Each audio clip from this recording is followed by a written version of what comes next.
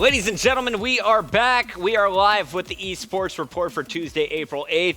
So far, we've talked about a lot of team changes going down. Curse, and Curse. Now 4 teams as Curse has picked up the Australians. Trident T1 Daughters will now be playing as Curse Australia.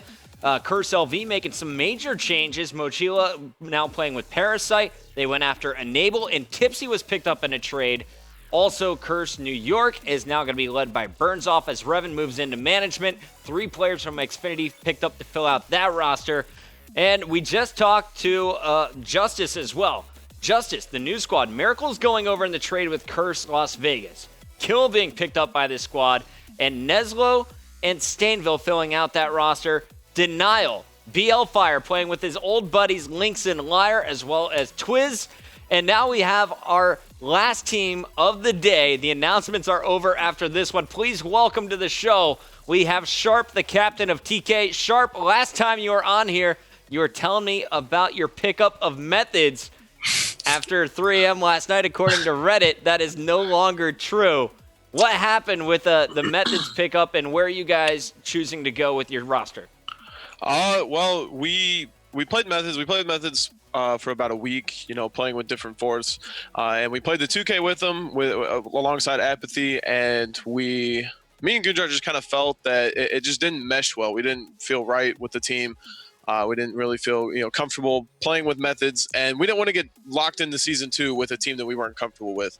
As far as the 3 a.m. thing, it's partially true because we did try to contact Methods and let them know, and I wanted to tell them, through a Skype call, but I couldn't get a hold of them. It was like around 8 p.m. and I gave it till like 10 or 11, and I actually just sent him like a long text and a long Skype thing, and then we announced it on Twitter. And apparently he found out like when he woke up on Twitter. So I don't know what all that's about, but I'm glad and proud to announce that our new team is going to consist of 2 of the Strictly Business members, Dito and Apathy, alongside me and Gunjar.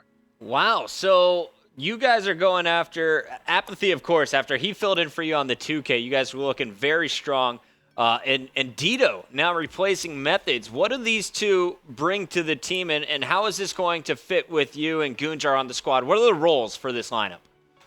Well, Apathy brings kind of like a clutch factor. I think he was the X factor for Strictly Business. You saw that at regionals. He played so well there, and that put them to win regionals. And I think the same thing he can do for our team. We saw in the 2K. There was a lot of times when he would clutch in Search and Destroy. He would clutch a beat on flag when there'd be 2 or 3 players on the flag, and he would kill all of them. And I think you're gonna have me and Apathy kind of running the objective role. Okay. And then Dito's going to kind of be that powerhouse slayer that we have. Powerhouse Slayer, that's basically, you could just replace the word Dito with Powerhouse Slayer. We've seen that time and time again. If you guys remember the Optic versus Strictly Business game from Call of Duty Championships in Sovereign, he just locked down the entire left side of the map with his Remington. The 3 MTARs from Optic could not touch him at all. So Dito, though, he's kind of been a guy that everyone wondered, was he going to go to Curse Las Vegas? Where was he going to end up? How difficult was it for you to lock him up after knowing you wanted Apathy on the team? After we wanted Apathy, we talked to Dito and we told him, this is what we want our roster to be. And he did tell us that he had a previous offer, I'm guessing, from Curse. And it took him all about, we talked to him about TK and what we're all about. He said, let me think about it. 5 minutes later, he was like, all right, I want to join TK. I think, this roster, we can go into Season 2 and do some stuff with this team. I like it. Have you ever played with Dito leading up to this event? Funny thing about that is I was actually the first, when me and Moho back in Modern Warfare 2, when we were on Fear, we were actually the first pro team to give Dito a shot. So I've known Dito all the way since Modern Warfare 2, teamed with him a little bit in Modern Warfare 3 and also in Black Ops 2. So I've teamed with Dito. I'm familiar with him. So you've been around this game forever. Yeah. At the start of Black Ops 2, did you ever think one day you would be playing with a guy named Apathy, a guy named Dito, and, of course, your dude Gunjar? Well, the start of Black Ops 2, No, I didn't. I had no imagination of doing that. You know, I've heard of Apathy since Black Ops 1 and Modern Warfare 3 being on Collapse, but never did I see him as like someone that, you know, our paths would cross. And he's actually, you know, I've never really talked to him before, and he's actually a soft-spoken, pretty humble and chill dude. Yeah, and actually, that's something that I kind of see across the board for you guys. This is not kind of the really loudmouth, outgoing gang. Of course, you guys known for cracking jokes over there on TK. Who's going to be the vocal leader on this team? Does this team kind of have the hype presence that we see out of some other squads? Does TK even need that, in your opinion? I think it's definitely needed. You need someone that's calling the shots. You know, I've told my team that I'll take on the role to kind of, you know, direct in game, but it kind of like what Theory said when he was on the last eSports report, that you don't really, you know, the way TK has always been is we haven't really had one just main shot caller. It's kind of everyone giving their input, and I think the biggest thing is small talking and saying where you're going and trying not to argue. That's going to be our biggest thing. And a lot of people were telling me about Dito, saying that, you know, he caused a lot of problems for Strictly Business and he had a bad attitude. And, you know, my response was, you know, there has to be players that provoke that bad attitude, and I don't think there's anyone on this team that's gonna, you know, clash with Dito. So I think we should be straight. Looking good. Well, you guys are heading to Boston on Thursday. You'll be playing in the MLG COD Season 1 playoffs. You're playing in that first round. You guys are matching up against Envy, correct? Yeah. All right. How confident are you feeling today? Are you and Goon getting some practice in? And have you switched out any guns here? Is the Bison rumor true? How are you guys feeling about the most recent patch? I've been using the Vector. I use the Vector at COD Champs, so I've still been using that online. But as far as our whole team goes, we're still running primarily the MTAR, and then you'll see a little Vector. I haven't really seen anyone on our team run the Bison or like it. I know Gunjar tried it, and I think Apathy tried it, but I don't think either of them really like the Bison that much. No need for the ban on the Bison, like this crazy kid who tweets me 5 times a day. If you're listening now, give up the fight. Sharp just shut it down.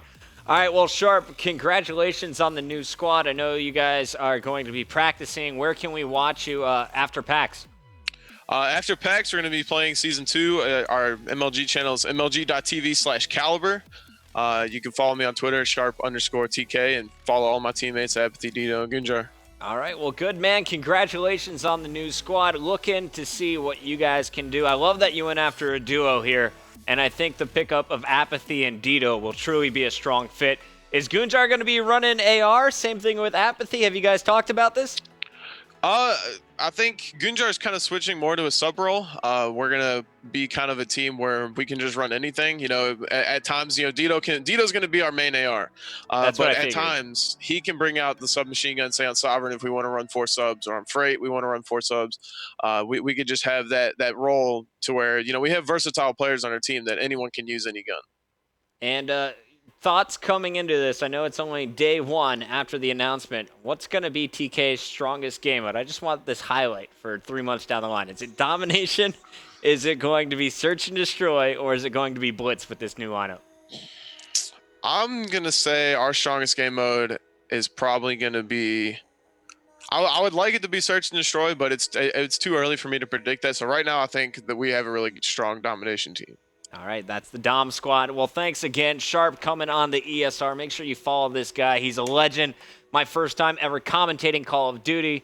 He was winning championships with Rambo on Extravagant. We're going to our final commercial break. When we return, we didn't get a chance to get to this last night, but we'll get to it today. We'll be covering everything that went down in the Sunday 2K, breaking it down into the details with Thomas Reese from Esports Nation. And we're also going to be taking a look at the top free agents. Remember, the rosters lock April 15th for COD Season 2 here at MLG.